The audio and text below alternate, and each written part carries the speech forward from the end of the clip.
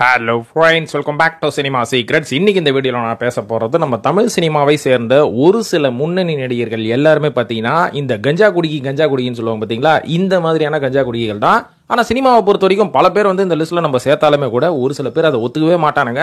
நான்லாம் யோகியன் தெரியுமா, வரான் சொம்ப தூக்கி உள்ளவை அப்படின்ற மாதிரி ரொம்ப பெருமை பித்துவாங்க. ஆனால் ஒரு சில நடிகர்கள் இதை ஓப்பனாகவே அட்மிட் பண்ணிப்பாங்க, அதாவது ஓப்பனாகவே ஒத்துப்பாங்க. யோ நான் இப்படி தான் என்னப்பா அப்படின்ற மாதிரி சொல்லுவாங்க. ஸோ அந்த மாதிரி தைரியசாலி தில்லான நடிகர்கள்லாம் யாரு? அவங்கெல்லாம் ஒரு காலகட்டத்தில் இந்த மாதிரி கஞ்சா குடிக்கையாக இருந்தாலும் அதுக்கப்புறம் மாறினாங்களா இல்லையா, இதனால என்ன மாதிரியான விளைவுகள்லாம் அனுபவிக்கிறாங்க அப்படின்றத பற்றி தான் இந்த வீடியோவில் தெல்ல தெளிவாக பேச போகிறோம் நண்பர்களே. அதனால இந்த வீடியோ வந்து நாட்டுக்கு பிரயோஜனமா வீட்டுக்கு பிரயோஜனமா அப்படின்ற மாதிரி வெதண்டா விதம் பேசாம நம்ம நேரா விஷயத்துக்கே வருவோம். சோ இப்போ இந்த லிஸ்ட்ல நான் முதலாவதா சொல்ல போற நடிகர் மற்றும் இயக்குனர் தயாரிப்பாளர் யாருன்னு பாத்தீங்கன்னா நம்ம கே பாக்யராஜ் அவர்கள் தாங்க. இவர் வந்து பல விஷயங்கள் வந்து ரொம்ப ஓபனா பேசுறவர். அதுவும் இவரோட படத்தோட டைட்டில் எல்லாம் பாத்தீங்கன்னு வைங்களேன், எல்லாம் டபுள் மீனிங்ல தான் இருக்கும். கேட்கறதுக்கு ரொம்ப தமாசா இருக்கும். அதுக்கான அர்த்தம் வந்து பல பேருக்கு தெரியாது, இருந்தாலும் எனக்கு தெரியும். ஸோ இந்த மாதிரி டைட்டில்லே வந்து வித்தியாசமான விவகாரமான விஷயத்த பண்ணுறவர் ரியல் லைஃப்பில் பண்ணியிருக்கவா மாட்டார். அதுவும் படத்துலலாம் பார்த்தீங்கன்னா வேற லெவல் டபுள் மீனிங்கு. ஸோ அந்த காலத்து நடிகர்கள்லாம் ரொம்ப ஜாலியாகவே இந்த மாதிரி இருப்பாங்க. அதுவும் அந்த வெண்ணிராடை மூர்த்தின்னு ஒரு நடிகர் இருப்பார். அவரோட படங்கள் அவரோட காமெடி எல்லாம் பார்த்தீங்கன்னு வைங்களேன், அச்சீவ முடியாது. இன்னி வரைக்கும் பார்த்தாலும் செம்ம சிரிப்பாக வரும். அந்த அளவுக்கு அவரோட காமெடி வந்து டபுள் மீனிங்காகவும் ரொம்ப அடுத்தவங்களை புண்படுத்தும் விதமாகவும் இல்லாமல் இருக்கும். ஸோ இப்போ பாக்யராஜ் அவர்களோட விஷயத்துக்கு வரேன். பாக்யராஜ் அவர்கள் வந்து ஆரம்ப கட்டத்தில் சினிமாவுக்கு வரத்துக்கு முன்னாடி ஊரில் வந்து ஒரு ஊதாரியான பையன், அப்படியே ஃப்ரெண்ட்ஸுங்க கூடலாம் சேர்ந்துக்கின்னு ஜாலியாக சுற்றிக்கின்னு தம் அடிச்சிக்கின்னு இந்த மாதிரி ஜாலியாக அப்படியே கேரம் போர்டு விளையாடுன்னு இந்த மாதிரி தான் ஜாலியாக இருப்பாராம். ஸோ அந்த மாதிரி இருக்கும்போது தம் அடிக்கிறது அப்படின்றது அந்த காலகட்டத்தில் பெருசாக விழிப்புணர்வுலாம் ஒன்றும் கிடையாதுங்க. இன்னைக்கு தான் சொல்கிறாங்க தம் அடிச்சா லங்ஸ் போய்டும், லிவர் போய்டும் என்னமோ சொல்கிறாங்க. ஸோ அன்றைக்கி வந்து அந்த விழிப்புணர்வுலாம் பெருசாக இல்லை. அதனால அப்படியே ஜாலியாக இருப்பாங்க அந்த காலத்து டீனேஜ் பசங்கள்லாம். ஸோ இந்த மாதிரி இருக்கும்போது என்ன பண்ணுவாராம், முக்கில் அவரோட ஊர் முக்கில் வந்து இந்த ஆலமரத்துக்கு அடியில் கேரம் போர்டு விளையாடுற பழக்கம் இருக்குது அவங்களோட ஃப்ரெண்ட்ஸுங்க எல்லாத்துக்குமே. இந்த மாதிரி ஃப்ரெண்ட்ஸ் செட்டில் இருக்கும்போது தான் இவருக்கு அந்த காலகட்டத்தில் இந்த ஆர்பி விஸ்வம் அப்படின்ற ஒரு நடிகர் வந்து பழகமாயிருக்கிறாரு. அவர் நடிகர் கிடையாது. அவரும் அப்போ வந்து நம்ம பாக்யராஜ் அவர்கள் கூட சினிமாவுக்குள்ள வரத்துக்கு முன்னாடி இவங்க எல்லாம் ஒன்றா சேர்ந்து ஊர் சுற்றிக்கிறாங்க. இந்த ஆர்பி விஸ்வம் வந்து எல்லாருக்கும் பல பேருக்கு தெரிஞ்ச ஒரு நடிகர் தான். இந்த உருவம் படம், மோகனோட அந்த உருவம் படம் பார்த்தீங்கன்னா ஜோல்னா சாமியார் அப்படின்னு சொல்லிக்கிட்டு ஒரு பெருசாக ஒரு பால சுற்றின்னு உருட்டினே வருவார் பார்த்தீங்களா, 90s கிட்ஸுக்குலாம் தெரியும். இவங்க அந்த புது வருஷம் படத்தோட வெளில அந்த மூக்கில் சளி பிடிச்ச மாதிரி பேசினு இருப்பார். அவர் தான் ஆர்பி விஸ்வம்.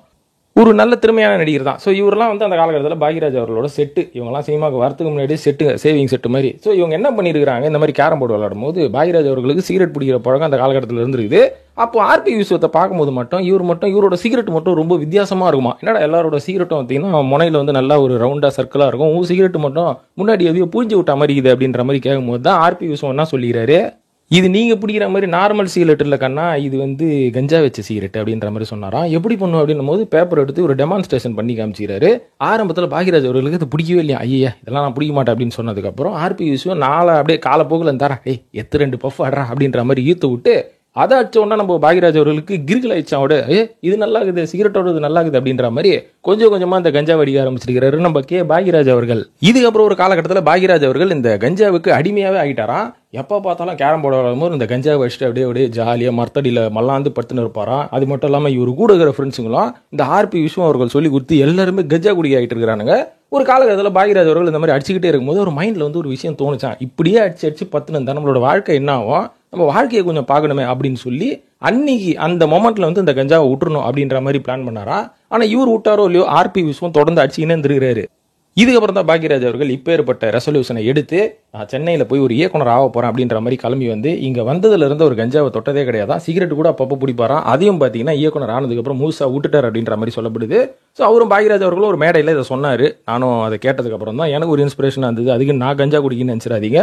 ஸோ வாழ்க்கையில் மனுஷனுக்கு வந்து ஒரு திருப்பு முனை ஏற்படுது, அதுக்கப்புறம் ஒரு முக்கியமான முடிவு எடுக்கும் போது இந்த மாதிரியான விஷயங்கள்லாம் விலகிடும். அதை விட்டுட்டு நீ பண்ணவே பண்ணாத அப்படின்ற மாதிரி சொன்னால் இவனுங்க எல்லாருமே வீம்புக்குன்னா அடிக்ஷன் ஆயிடுவானுங்க. அந்த மாதிரி இருக்கிறது தான் நம்ம ஊர் பதறுகள் எல்லாருமே. இதுக்கப்புறம் ஒரு தமாசான விஷயம் என்ன தெரியுங்களா, இவர் வந்து இயக்குனர் ஆனதுக்கு அப்புறம் ஆர்பி விஸ்வம் அந்த பக்கம் நடிகரா வளர்த்து நின்றுக்கிறாரு. டே விஸ்வம் என்னடா அந்த பக்கம், நான் சினிமா நடிகர் ஆயிட்டேன் தெரியாதா அப்படின்ற மாதிரி விஸ்வம் சொல்ல, பாக்யராஜ் சொல்ல, அதுக்கப்புறம் அப்படியே பேசினே இருக்கும்போது பாக்கெட்ல இருந்து மறுபடியும் விஸ்வம் கஞ்சா எடுத்து அடிக்கிறியா அப்படின்ற மாதிரி சொன்னாராம். எப்பா வேணாம்ப்பா, சின்ன வயசுல நீ கொடுத்ததுக்கே ரொம்ப வருஷம் நான் வேஸ்ட் பண்ணிக்கிறேன், நீயே அடிச்சிக்கோ அப்படின்ற மாதிரி சொல்லி அந்த நேரத்தில் வந்து விஸ்வத்தை கழட்டி விட்டாரா கஞ்சா அடிக்கிறதுல இருந்து. அதுக்கப்புறம் இவங்க 2 பேரும் சேர்ந்து படங்கள்லாம் நடிச்சாங்க. அதெல்லாம் ஒரு வரலாறு அப்படின்ற மாதிரி நம்ம சொல்லலாம் இல்லையா. ஸோ இப்படி தான் பாக்யராஜ் அவர்களும் இந்த கஞ்சா விஷயத்துல இருந்து வெளில ரெக்கவர் ஆகி வந்தார் அப்படின்ற ஒரு இன்ஸ்பிரேஷனான கதை அப்படின்ற மாதிரி சொல்லுவேன். ஸோ பாக்யராஜ் அவர்களை தொடர்ந்து அடுத்தது கஞ்சால ரொம்ப ஊறி போன ஒரு இயக்குனர் யாருன்னு பார்த்தீங்கன்னா வேறு யாருமே இல்லை, இயக்குனர் பாலா அவர்கள் தான். இவரை பத்தி பேசும்போது இவர் கஞ்சா அடிப்பாரா அடிக்க மாட்டாரா, சும்மாவே அடிச்சா மாதிரி தான் இருக்கிறாரு, அச்சாரனா எப்படி இருப்பாரு அப்படின்ற மாதிரிலாம் பல பேர் வந்து விமர்சனம் பண்ணி பார்த்துருப்போம். ஆனா இவர் அடிப்பாருன்றது எனக்கு ஒரு உதவி இயக்குனர் சொல்லி நான் கேள்விப்பட்டேன். அது மட்டும் இல்லைங்க, அந்த காலகட்டத்தில் இவரும் ஒரு முன்னணி நடிகர், அவரோட பேரை சொல்ல விரும்பல நான். இவங்க 2 பேரும் கஞ்சா ஃப்ரெண்ட்ஸ் ஆனாங்களாம். கஞ்சா ஃப்ரெண்ட்ஸ் ஆயிதான் இவங்க 2 பேரும் ரொம்ப திக் ஃப்ரெண்ட்ஸ் ஆயிட்டு இருக்காங்க அந்த காலகட்டத்தில். இருந்தாலும் அந்த காலகட்டத்தில் நம்ம இயக்குனர் பாலா அவர்கள் ஒரு இயக்குனராக ஆவல. சேது படத்துல இருந்தாலும் அவர் இயக்குனர் ஆனாரு. அதுக்கு முன்னாடி உதவி இயக்குனராக இருந்தார் பாத்தீங்களா. அந்த காலகட்டத்தில் இந்த மிகப்பெரிய ஒரு நடிகரோட ஒரு நெருங்கிய நட்பு இருக்கும்போது இவங்க 2 பேரும் கஞ்சா அடிச்சு நிறைய விஷயங்கள் வந்து தமிழ் சினிமாவை பத்தி பேசிப்பாங்க அப்படின்ற மாதிரி சொல்லப்படுது. அந்த நடிகர் யாருன்னு சொல்ல விரும்பல. ஆனா காலப்போக்கில் அந்த நடிகரோட பையனை வச்சு இவர் ஹீரோவை வச்சு ஒரு படத்தை இயக்குனாரு. அந்த படமும் வந்து ரொம்ப நல்ல படமா தான் அமைஞ்சுது. யாருன்னு இப்போ தெரிஞ்சிருக்கும்னு நினைக்கிறேன். தெரிஞ்ச மறக்காம கமெண்ட்ல போடுங்களேன் யார் அந்த நடிகரா இருக்கும்னு. இருந்தாலும் ஒரு சில பேர் சொல்லுவாங்க, இந்த கஞ்சா அடிச்சா எனக்கு கிரியேட்டிவிட்டி வருது அப்படின்னு. அது எந்த அளவுக்கு உண்மைன்றது எனக்கு தெரியாது. ஒருவேளை வருமோ வராதோ, என்னவா இருந்தாங்க கிரியேட்டிவிட்டிக்காக உடம்ப நாஸ்தி பண்ணிக்க முடியுமா? ஆனா பாலா அவர்கள் நாஸ்தி பண்ணிக்கிட்டாரு. ஸோ அந்த மாதிரி அவர் கஞ்சா அடிச்சுட்டு தான் நிறைய விஷயங்கள் வந்து ஒரு மைண்டில் தோணும். அதுக்கப்புறம் நிறைய கிரியேட்டிவிட்டியான விஷயங்கள்லாம் வரும் அப்படின்ற மாதிரி சொல்றாரு. அதுக்குன்னு இவரோட பாணியை நீங்கள் ஃபாலோ பண்ணாதீங்க. படம் நல்லா வந்தாலும் பேர் கெட்டு போயிடும் இல்லையா? ஸோ இப்போ பேர் கெட்டு போச்சு பாருங்க அவருக்கு, அந்த மாதிரி இருக்கும். ஆனால் பாலா அவர்களும் தமிழ் சினிமாவில் அடிக்கடி இந்த மாதிரி கஞ்சா குடிக்கிற வழக்கங்கள்லாம் இருக்கிறது.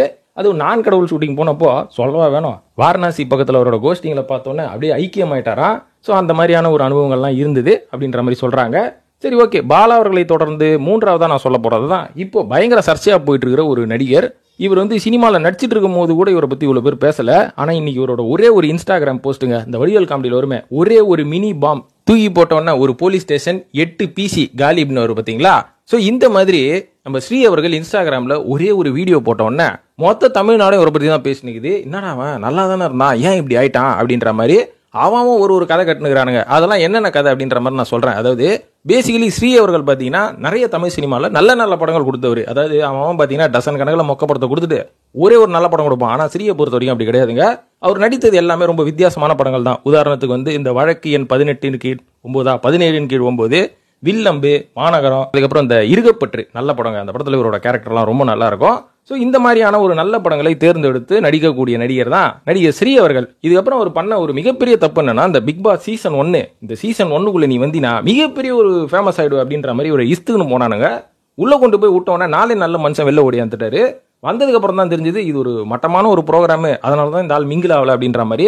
பேசிக்காவே இதுல இருந்தே நம்ம ஒரு விஷயம் என்ன தெரிஞ்சுக்கலாம், ஆனால் ஸ்ரீ அவர்கள் பெருசா எல்லார்ட்டையும் மிங்கிள் ஆகக்கூடிய ஒரு ஆள் கிடையாது அப்படின்ற மாதிரி சொல்லப்படுது. ஏன்னா இந்த மாதிரி கேரக்டர் வந்து சினிமாவில் பெருசா ஒத்து வராதுங்க. ஏன்னா சினிமாவை பொறுத்த வரைக்கும் நல்லா பேசணும், வாய் கிழிய பேசணும், உண்மையோ பொய்யோ. அதாவது கவுண்டர் பண்ணி சொல்லுவார் பார்த்தீங்களா, எனக்கு அமெரிக்காவில் ஒரு 4 கப்பல் இருக்குது, அதுக்கப்புறம் ஆஸ்திரேலியாவில் 5 பில்டிங் இருக்குது அப்படின்ற மாதிரி. இங்கே பீலாலாம் விட்டாதான் மதிப்பானுங்க சினிமாவில். திறமையும் மதிப்பு அப்படின்றதையும் தாண்டி இந்த மாதிரி பீலாக்கு தான் மரியாதை. ஆனால் ஸ்ரீயை பொறுத்த வரைக்கும் அவர் வந்து ரொம்ப ஸ்ட்ரெயிட் ஃபார்வர்டான ஆளாக இருந்தாலுமே கூட ரொம்ப விஜய் மாதிரி ஒரு சைலண்டான டைப்பு. அதனால தான் பிக் பாஸ்ல பார்த்தீங்கன்னா ஒரே ஒரு ஆளாக இவர் முன்னாடி போகும்போது சைலண்டாக நின்று இருந்தாரு. ஒரு 15 பேர் உள்ள வந்தோடனே 4 நாளில் வெளில ஓடியான்ட்டாரு.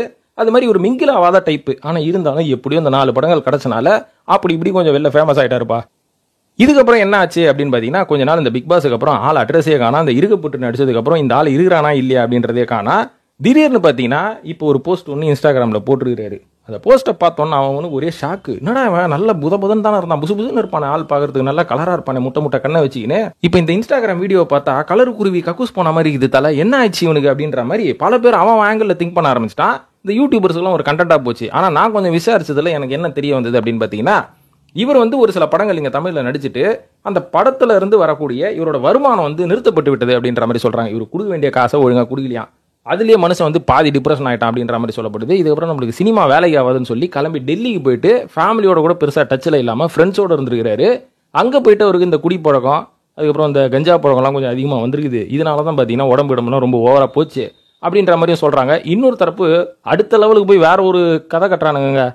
அது என்ன தெரியுங்களா, ஓரின சேர்க்கையாளர் ஆகிட்டாரான் இவர். ஏன்னா கலரிங் பண்ணியிருக்கிறான், மீசை கீசெல்லாம் பெருசாக ஒன்றும் கிடையாது. ஆள் வந்து கொடுத்த போஸ்ட் பார்த்தா ஒரு மாதிரி விவகாரமாக இருந்ததா, உடனே இவனில் ஒரு கதை கட்ட ஆரம்பிச்சிட்டாங்க. அது உண்மையாக பொய்யான்றது கூட இன்னி வரைக்கும் யாரும் தெரியாது. அது வந்து சிறிய வாயை திறந்து ஓப்பன் பண்ணாதான் இவர் தான் என்னோட பார்ட்னர் அப்படின்ற மாதிரி. ஆனால் இவனில் ஒரு கதை, ஓரின சேர்க்கை ஆகிட்டார் இவரு. அதனால இவர் வந்து பொண்ணை கல்யாணம் பண்ணிக்க மாட்டாரு, இவரு ஓரின சேர்க்கையாளர் ஆயிட்டாரு அப்படின்ற மாதிரி கதையெல்லாம் கட்டுறாங்க. என்னமோ ஏதோ. ஆனால் இன்னைக்கு ஸ்ரீ அவர்களோட நிலைமையை பார்த்தா எப்படி தோணுதுன்னா, அதிகமாக கஞ்சா அடிச்சு பெருசாக நிறைய கெட்ட பழக்கத்தில் இறங்கி அதுக்கப்புறம் உடம்பு ஹெல்த்தெல்லாம் பெருசாக பாதுகாக்காமல் மென்டலி அவருக்கு வந்து ஒரு சில ப்ராப்ளம் வந்துருச்சு அப்படின்ற மாதிரி சொல்கிறாங்க. ஏன்னா இந்த பேமெண்ட் இஷ்யூவில் தான் வந்து நிறைய விஷயத்தில் வந்து இவர் ஏமாற்றப்பட்டார். ஸோ இதனால தான் வந்து அவர் இந்த அளவுக்கு டிப்ரெஷனில் இருக்கார் அப்படின்ற மாதிரி சொல்கிறாங்க. அது மட்டும் இல்லாமல் இந்த ஓரின சேர்க்கை அப்படின்ற ஒரு லிஸ்ட்டில் இவர் ஏன் சேர்க்குறாங்க அப்படின்னு பார்த்தீங்கன்னா, இவர் வந்து அந்த இன்ஸ்டாகிராம் வீடியோவில் ஒரு சில விஷயங்கள் பேசும்போது அந்த எல்ஜிபிடி கம்யூனிட்டிக்கு ஒரு பெருசாக சப்போர்ட் பண்ணி இவர் வந்து அதுக்கு ஆதரவு தெரிவிக்கிற மாதிரி பேசணும்னு அந்த கதையை கட்டிட்டானுங்க. என்னமோ ஏதோ இனி வரும் காலங்களில் தான் இவர் அடுத்தடுத்து பேச போற விஷயங்களை வச்சு ஒரு முடிவுக்கு வர முடியும். இருந்தாலும் இவரும் அப்சல்யூட்லி ஒரு கஞ்சா குடிக்க அப்படின்றது இப்போ இவரோட கரண்ட் சிச்சுவேஷனை பார்த்தோம்னா நம்மளுக்கே புரியுதுங்க. சரி, நான்காவதா நம்ம நடிகர் அபிநய் அவர்கள். ஸோ இவரோட நிலைமையை பார்த்தா ரொம்ப கவலைக்கிடமாக தான் இருக்குது, ரொம்ப கஷ்டமாக தான் இருக்குது. ஏன்னா ஒரு காலகட்டத்தில் இந்த தனுஷ் கூட சேர்ந்து துள்ளுவது இளமை படத்தில் நடிக்கும் போது தனுஷ் எல்லாம் ஒரு ஆளா பாடுறா, இவன் தான்டா ஹீரோ அப்படின்ற மாதிரி சொன்னாங்க. ஆனால் அது தமிழ் சினிமாவுக்கு எந்த அளவுக்கு ஒரு சாபக்கேடான வார்த்தை அப்படின்றத வந்து பெருசாக யாரும் புரிஞ்சிக்க மாட்டாங்க. ஆனால் தலைமுறையாக தமிழ் சினிமாவை பொறுத்தவரையும் அழகு இவன் அழகு இல்லை அப்படின்ற மாதிரி நம்ம யாரையுமே வந்து முடிவு பண்ண முடியாது. எல்லாருமே ஒரு வகையில் அழகாக தான் இருப்பாங்க. ஆனால் தமிழ் மக்களுக்கு எப்பேற்பட்ட ஆட்களை பிடிக்கும் அப்படின்றது தான் இங்கே உண்மையை. ஸோ அந்த வகையில் வந்து நீங்கள் வெள்ளையாக இருந்தால் நீங்கள் அழகு, உங்களை எல்லாருமே ரசிப்பாங்க, கருப்பாக இருந்தால் ரசிக்க மாட்டாங்க அப்படின்றதுலாம் கிடையாது. நம்மளோட திறமையும் நம்மளோட ஸ்க்ரீன் ப்ரெசன்ஸும் தான் முக்கியம். ஸோ அந்த வகையில் தனுஷ் அவர்கள் தட்டி தூக்கிட்டாரு. அபிநய் அவர்கள் நம்ம கிட்ட தான் எல்லாமே இருக்குது, ஸோ நம்மளுக்கு எல்லாமே நடக்கும் அப்படின்னு கொஞ்சம் மிதப்பாக இருந்தது தான் அவரோட வாழ்க்கையில ஒரு சந்தித்த பல இன்னல்களுக்கு காரணம் அப்படின்ற மாதிரி சொல்லலாம். அதாவது துள்ளுவது இளமை படம் ரிலீஸ் ஆன புதுசுல வந்து தனுஷ் அவர்களுக்கு எந்த அளவுக்கு ஒரு பெரிய கிரிட்டிக்ஸ் வந்ததோ அதே அளவுக்கு அபிநய் அவர்களை பார்த்து எல்லாருமே உச்சி கொட்ட ஆரம்பிச்சாங்க. இந்த பையன் பார்க்கறதுக்கு அடுத்த அப்பாஸ் மாதிரி இருக்கிறான்ல, இவன் தான் தமிழ் சினிமாவை கலக்க போறான் அப்படின்ற மாதிரி. ஆனால் தனுஷ் அவர்கள் சைலண்டா இருந்து சம்பவம் பண்ணிட்டாரு. அதே மாதிரி அபிநய் அவர்கள் அந்த காலகட்டத்தில் கொஞ்சம் மிதப்புல இருந்தனால இவர் அடுத்ததா நல்ல கதை தேர்ந்தெடுத்து நடிக்கிறதுக்கு பதிலாக நல்ல மொக்கையான படங்களா தேர்ந்தெடுத்து இவர் ஹீரோவா நடிக்கக்கூடிய பல படங்களை இவர் நடிச்சாரு. உதாரணத்துக்கு இவர் இந்த துள்ளுவதலமை முடிஞ்சோன்னா ஜங்ஷன் ஒரு படத்தில் கமிட் ஆனாருங்க. அந்த படம் வந்து அட்டர் ஃபிளாப் இவர் ஹீரோவா நடிச்சது தான். இதுக்கப்புறம் பார்த்தீங்கன்னா ஹீரோ வாய்ப்பு பெருசாக கிடையில, அப்படியே கிடைச்சி நடிச்சாலும் அந்த படம் சரியா ஓடுறது கிடையாது.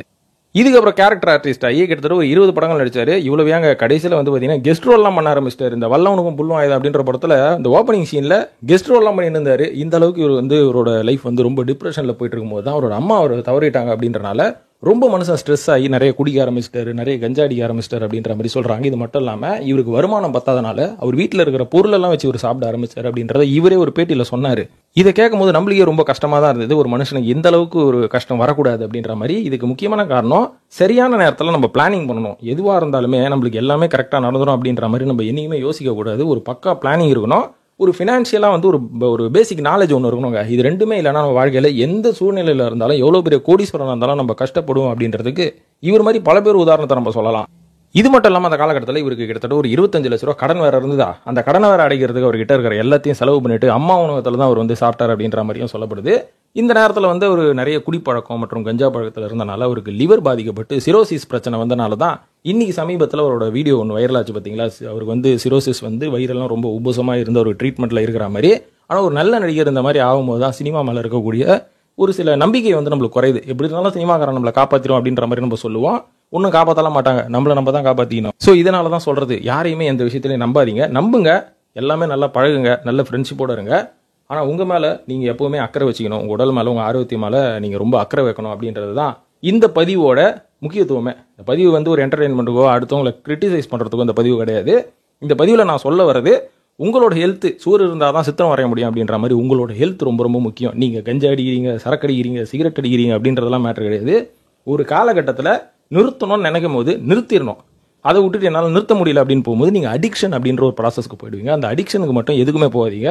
இந்த 3 விஷயத்தையும் தாண்டி சாப்பிட்றதுல நீங்கள் அடிக்ஷன் ஆனாலும் சரி, அதிகமாக ஒர்க் அவுட் பண்ணாலும் சரி, எல்லாமே உடம்புக்கு பாதிக்குதான். ஏன்னா அதிகமாக எக்ஸசைஸ் பண்ணி தான் இப்போ சமீபத்தில் ஒரு ஜிம் ட்ரைனர் இறந்து போயிட்டார் அப்படின்ற மாதிரி ஒரு நியூஸ் நம்ம கேள்விப்பட்டோம் இல்லையா. அது மாதிரி எக்ஸஸாக நம்ம உடம்புக்கு எதை பண்ணாலும் அது வந்து ஆபத்தில் தான் போய் முடியும் அப்படின்றதுக்கு பல உதாரணங்கள் நம்ம சொல்லலாம். ஸோ இந்த வீடியோ பற்றி உங்களோட கருத்துக்களை கமெண்ட் போடுங்க. மற்றும் சினிமா சம்பந்தப்பட்ட வேறு எந்த வித்தியாசமான விஷயங்களை பேசணும் அப்படின்னு நீங்கள் நினைச்சாலும் மறக்காம கமெண்ட்டில் போடுங்க. இன்ஸ்டாகிராம் சேட்டில் வந்து என் கூட சேட் பண்ணுங்கள். நம்ம அடுத்தடுத்த விஷயங்களை வந்து நம்ம நிறைய டிஸ்கஸ் பண்ணலாம். ஸோ இந்த வீடியோ பார்த்ததுக்கு நன்றி நண்பர்களே. மறக்காம நம்ம சேனலையும் சப்ஸ்கிரைப் பண்ணுங்கள். அப்படியே சப்போர்ட் பண்ணணும்னு நினச்சிங்கன்னா மெம்பர்ஷிப்லையும் ஜாயின் பண்ணுங்கள். நன்றி, வணக்கம்.